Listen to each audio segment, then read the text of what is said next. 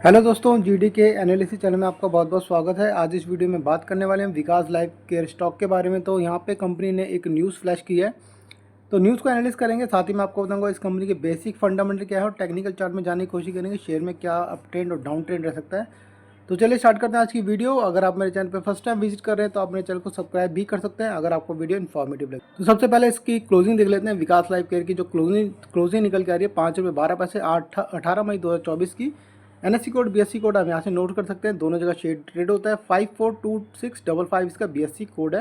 सबसे पहले इस कंपनी के बेसिक फंडामेंटल की बात करेंगे तो यहाँ पे देखिए मार्केट कैप है 870 करोड़ की, ज़्यादा बड़ी मार्केट कैप नहीं है। करंट प्राइस है ₹5.15 और 52 वीक हाई लो पे नजर डालेंगे तो ₹8 का हाई है और ₹2.66 का लो है। बुक वैल्यू है ₹2.45। और यहाँ पर हम बात करें ROCE और ROE, और यहाँ पे कंपनी डिविडेंड भी नहीं देती, ये सबसे बड़ा माइनस पॉइंट है।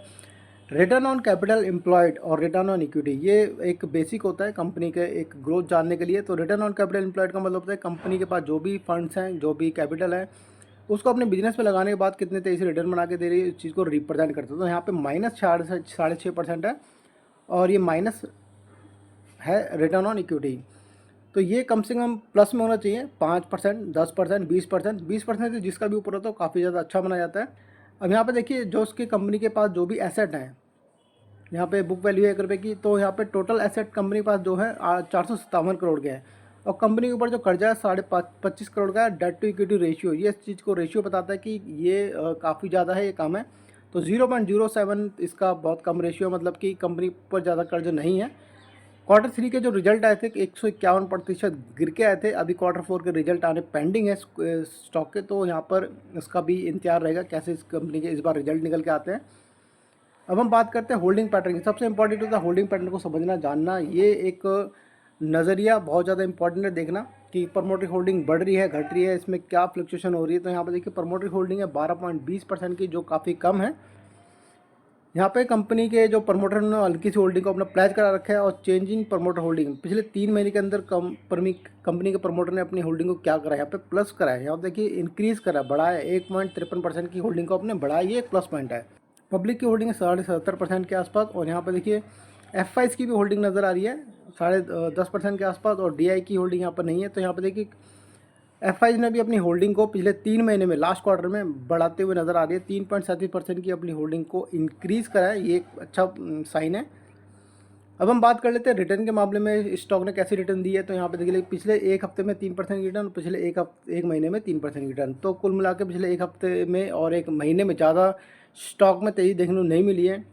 पिछले 3 महीने में देखिए 21.5% गिरावट, पिछले 6 महीने में 4.5% की गिरावट। और यहाँ पे बात करें लॉन्ग टर्म के हिसाब से, लॉन्ग टर्म में पिछले एक साल में 69% के आसपास यहाँ पे तेज़ी देखने को मिली। पिछले 3 साल में लॉन्ग टर्म में ज़्यादा तेज़ी नहीं है, 19.5% के सिर्फ मात्र रिटर्न बना के दिया है कंपनी ने। और यहाँ पे पिछले 5 साल में ज़्यादा मूवमेंट नहीं देखने को मिली है। अब हम बात करते हैं इसकी न्यूज़ की। सारा जो न्यूज़ के ऊपर डिपेंड करता है। जैसे मैं आपको बेसिक फंडामेंटल की बात करूँ, इसके बेसिक फंडामेंटल ज़्यादा अच्छे नहीं है अभी हाल फिलहाल में, बट न्यूज़ क्या कहती है वो देख लेते हैं एक बार। तो न्यूज़ देखिए विकास लाइफ केयर की 17 मई 2024 की इन्फॉर्मेशन है, बिल्कुल लेटेस्ट इन्फॉर्मेशन है। जैसे कि आप यहाँ से नाम नोट कर सकते हैं। तो इन्फॉर्मेशन ये है कि कंपनी ने एक डाटा रिलीज़ करा है। इसमें कंपनी ने बताया कि कंपनी ने 2,91,00,000 शेयर अलॉट किए हैं। तो अगर आप इसको रीड करते हैं तो जैसे कि आप देख सकते हैं, conversion of 2,91,00,000 warrant into equal number of equity share of the company. मतलब यहाँ पे कंपनी ने वारंट दिए थे ₹4 में, और जो कंपनी में इन्वेस्टर थे उनको ₹4 में वारंट दिए थे। अब वारंट होते क्या हैं, ये इसको मैं समझाने की कोशिश करूँगा। यहाँ पर वारंट को आप हिसाब समझ सकते हैं कि ये फिजिकल शेयर होते हैं, एक एग्रीमेंट होता है कंपनी और इन्वेस्टर के बीच में, जिसमें कंपनी वारंट इशू करती है और पेमेंट लेती है। 25% की पेमेंट उसी वक्त ले लेती है और 75% पेमेंट के लिए कंपनी 18 महीने का टाइम देती है। 18 महीने के अंदर जिसकी पेमेंट आती रहती है उसको ये वारंट कन्वर्ट हो जाता है इक्विटी के अंदर। तो यहाँ पर कुल मिला के ये बात पता चल गई है कि ये 2,91,00,000 वारंट जो कन्वर्ट हो रहे हैं धीरे धीरे इक्विटी के अंदर, ₹4 में यहाँ पर एक होल्डिंग बढ़ती हुई नज़र आ रही है। तो लगभग 3 करोड़ के आसपास शेयर हो चुके हैं और यहाँ पे कन्वर्जन हुई है। अब मैं आपको समझाने की कोशिश करूँगा इस पॉइंट को समझना ज़रूरी है और यहाँ से आपको समझ आएगा कि इस स्टॉक में आने वाले टाइम में क्या मूवमेंट रह सकती है। तो यहाँ पे सबसे बड़ी बात है कि जैसे मैंने आपको बताया ऊपर कि प्रमोटर भी अपनी होल्डिंग को बढ़ा रहे हैं। तो यहाँ पे देखिए कैटेगरी बता रखी है विकास गर्ग। तो यहाँ पे विकास गर्ग जी ने अपनी होल्डिंग को बढ़ाया है, जैसे कि आप देख सकते हैं। विकास गर्ग प्रमोटर हैं, तो प्रमोटर ने अपनी होल्डिंग को बढ़ाया। यहाँ पर 5 करोड़ वारंट लिए थे जो धीरे धीरे कन्वर्ट होते जा रहे हैं इक्विटी के अंदर, क्योंकि जैसे कि 25% का जो पेमेंट इन्होंने इनिशियल लेवल पे करी थी, अब जो 75% की पेमेंट है, जैसे जैसे इनकी ये 75% पेमेंट कंपनी को देते जाएंगे, ये अपने वारंट को कन्वर्ट कराते जाएंगे इक्विटी के अंदर। हाल फिलहाल में इन्होंने 1,55,00,000 वारंट अप्लाई करे हैं इक्विटी के अंदर, इनकी पेमेंट इन्होंने कर दी है, इसलिए इन्होंने अप्लाई करा है। तो यहाँ पर अभी 3,45,00,000 वारंट है जो कन्वर्ट होने बाकी हैं ₹4 के अंदर। और यहाँ पे 2 कैटेगरी और हैं, मतलब नॉन प्रमोटर जो पब्लिक कैटेगरी के अंदर आएंगे, तो ये भी 2 इन्वेस्टर हैं जिन्होंने अप्लाई करा था। तो कुल मिला के देखिए 8,44,00,000 वारंट जो कन्वर्ट होंगे आगे चल के इक्विटी के अंदर, जिसमें कि 5,53,00,000 अभी पेंडिंग है। अब होता क्या है, जैसे कि मैंने आपको ऊपर बताया कि ₹4 में यहाँ पर कंपनी ने अलॉट कर दिया है इनको।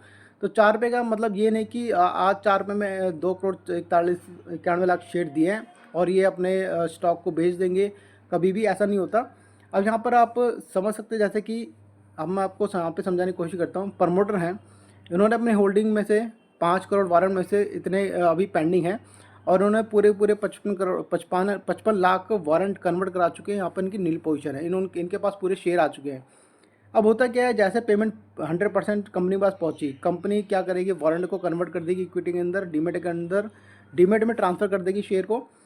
बट उसमें रिस्ट्रिक्शन होती है, प्रमोटर के ऊपर रिस्ट्रिक्शन होती है कि जब डीमेट में अकाउंट में शेयर आ जाएंगे, वारंट की जगह शेयर कन्वर्ट होकर आ जाएंगे, तो 1.5 साल तक ये अपने होल्डिंग को सेल नहीं कर सकते, ये एक कंडीशन है।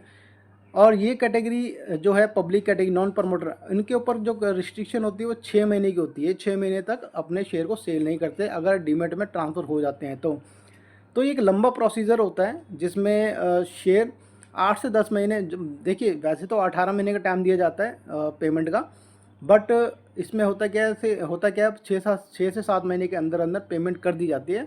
और जो शेयर हैं, फिजिकल शेयर जो सर्टिफिकेट हैं, वो डीमेट में ट्रांसफ़र हो जाते हैं।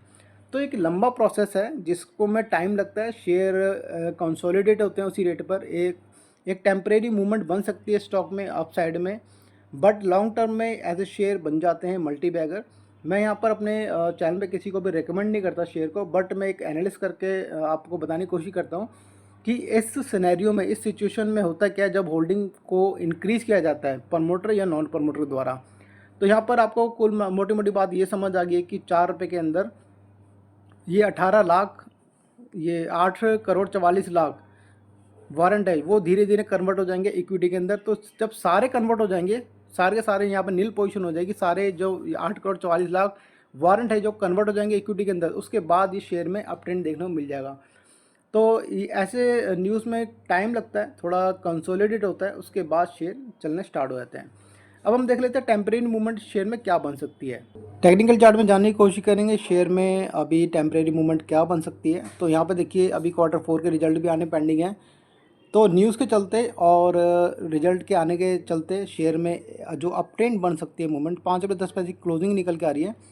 तो यहाँ पर फर्स्ट मूवमेंट बनेगी 6 रुपये के आसपास, और सेकंड मूवमेंट जो बन सकती है ₹6.70, ₹6.80 के आसपास शेयर में मूवमेंट बन सकती है। स्टॉप लॉस की बात करूँ, सपोर्ट लेवल की बात करूँ, तो उसका सपोर्ट लेवल ₹5 का सपोर्ट लेवल है, और सेकंड सपोर्ट लेवल काफ़ी स्ट्रॉन्ग है, ₹4.70 ₹80 के आसपास। तो ये थी कुल मिला के सारी इन्फॉर्मेशन विकास लाइव को लेकर के। ऐसी वीडियो और आती रहेंगी मेरी। अगर आपको वीडियो इन्फॉर्मेटिव लगी हो तो प्लीज़ सब्सक्राइब जरूर कीजिए।